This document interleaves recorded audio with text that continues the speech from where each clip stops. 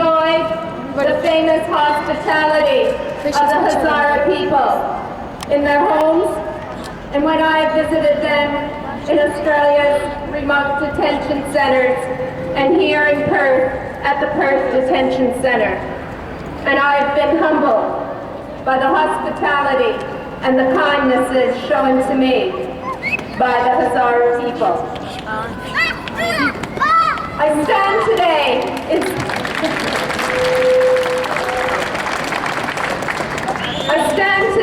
solidarity with you all and represent the Refugee Rights Action Network and all the refugee activists and advocates here in Australia.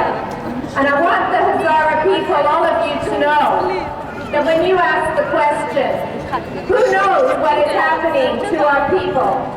Who knows the massacres we survived?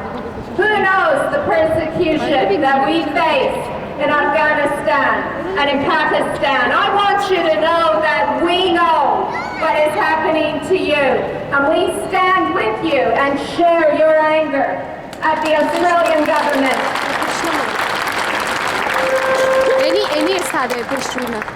And at the Australian media that stands silent in the face of what we know. I have sat in the detention centres with Hazara people who have survived the massacres at Mazar-e-Sharif at the hands of the Taliban. And I pay close attention to what is happening in Afghanistan and in Pakistan. And what is happening is no less than ethnic cleansing and genocide.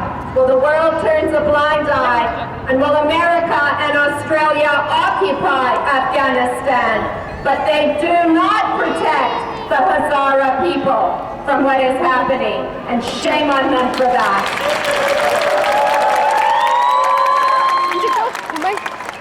It is time to end the occupation and to look for a new way forward to protect the Hazara people and to bring justice.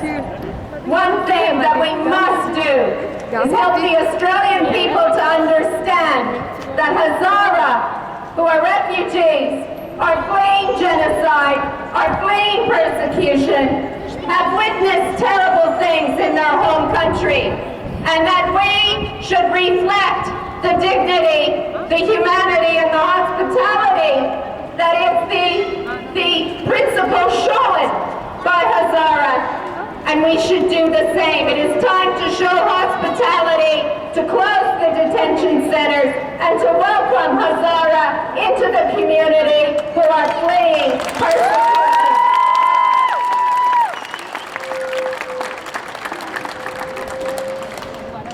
I have found not only humility and hospitality, but tremendous bravery and resilience amongst the Hazara people that I have had the privilege of meeting. I think that it is time that Australians stood up side by side with all of you and said, we need to give more than this because it reflects badly on us. When we take the world's fragile, the world's victims, and we lock them up for long periods of time in undignified surroundings, and we take from them not just their freedom, we take from them their names. One thing I do when I go into the detention centers, the first thing I do is give people back their names.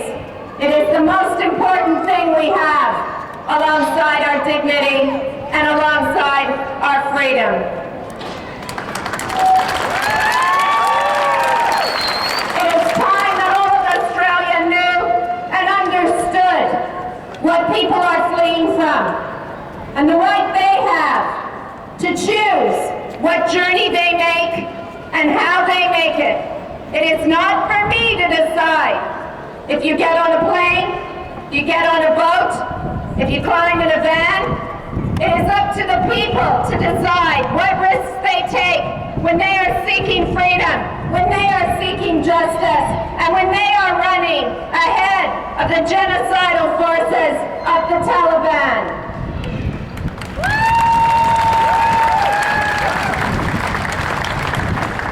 Refugee Rights Action will always stand in solidarity with the Hazara people. We will stand with you in the streets. We will sit with you and break bread in your homes. And we will stand outside the Australian detention centres. And we will sit in the dust and the dirt outside of Curtin, where the Hazara people are interred without charge or trial, abused by circle officers, forgotten by the Australian people.